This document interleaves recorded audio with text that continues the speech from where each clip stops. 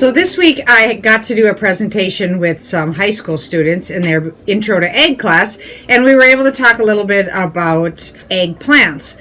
Once I got into it a little more, I had kind of forgotten about all the different plants that egg encompasses. A lot of times we think about it just as our field crops, when technically it involves horticulture, turf, timber, our field crops, grass and pasture, and of course weeds.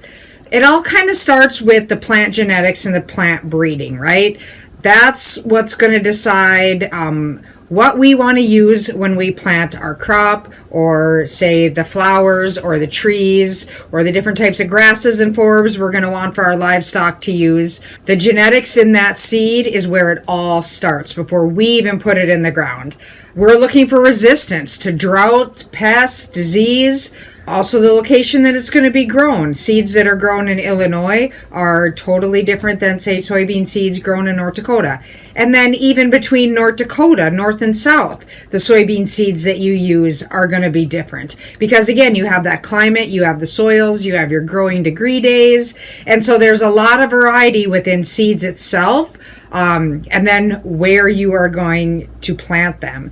Then how you manage your field crops, how you manage your horticulture, your turf, your timber, all that is going to be managed much the same way. You're going to want to take care of weeds, you're going to want to take care of diseases, and you're going to want to take care of pests. Once you, again, do that plant genetics and you pick the seed, all you can really do at that point forward is manage those other three things, because the weather's out of your control and a lot of other things. As far as markets, you can't control. So the things that you can control are those three main things. So that's where you get into how are you going to take care of those eggplants. You might use chemicals. You might use those pesticides, herbicides, insecticides, but a lot of times we use that as a last resort.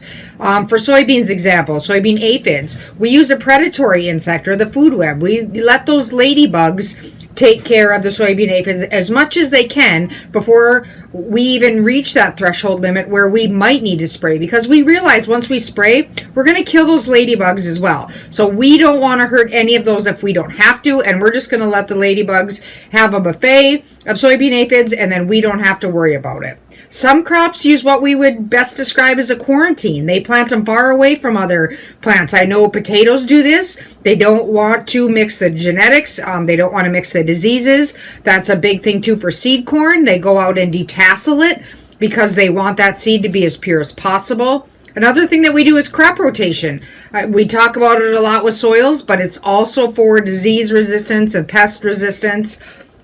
And then again, that seed selection. We might use GMO seeds because what's bred into those seeds is going to resist a lot of those different things that we have issues with. And so if we can do it right by coating the seed and then having it bred genetically into growing a plant that's going to be resistant to some things, hey, we're going to use that, because then it means we are not going to have to spray it with excess chemicals. And if you want to check out the different seeds, all the companies have their own seed guides, and they kind of tell you the breakdown on that particular seed, what it's going to be resistant to, the kind of soils it's going to grow in. And so that's just a good place to start when it comes to weeds in the pasture lands. Each extension service puts out their weed guide, and so that's what we follow too when we spray our pesticides. We are going to want to know how to spray for the crop to kill that certain weed. And you got to remember, a weed is not just something like that's noxious. If there is barley growing in our canola, that's a weed. It's taking away the nutrients. It's taking and competing for space, for sunlight, for water. And so that to us is a weed because it's not what we planted and not what we want to grow in that spot. So I hope that clears up something on some eggplants, and hopefully you learned a little bit too.